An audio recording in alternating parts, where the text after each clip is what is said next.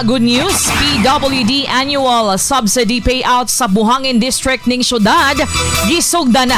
Ano ang report ni Radyoman Will Duran? DXDC Radyoman Report. Gipahibalo sa City Social Welfare and Development Office kon CSWDO Davao nga nagsugod na ang pag-apod-apod sa 2026 annual financial assistance kon AFA subsidy alang sa mga persons with disabilities kon PWD sa Buhangin District niadtong Hulyo 20 hangtod Hulyo 22, 2026 gikan alas 8:30 sa buntag hangtod alas 12 sa udto. Alang naadtong Hulyo 20 nakadawat ang mga PWD sa Barangay Indangan nga adunay 390 ka benepisyaryo. Alang sab karong Hulyo 21 makadawat ang mga PWD sa gikan sa Barangay Kadalian ug Kaliawa nga adunay 284 ka benepisyaryo. Samtang karong Hulyo 22 makadawat ang mga PWD gikan sa Barangay Tigato ug Waan nga adunay 432 ka benepisyaryo. Subay niini gihangyo sa CSWDO ang tanang benepisyaryo nga mosunod sa gikatakdang schedule ug kun wala ang pangalan sa payroll dili una mag-adto sa payout aron malikayan ang kalibog ug pagsayang sa oras. Alang sa dugang kasayuran mamahimo makig-koordinar sa ilang District Office of Direct Service Implementers pinaagi sa pagtawag ug pag-text sa 082-244-2358 kun sa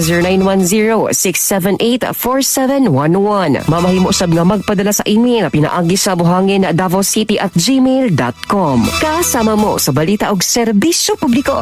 Radyoman Will Durane Tatak RMN. Tatak RMN.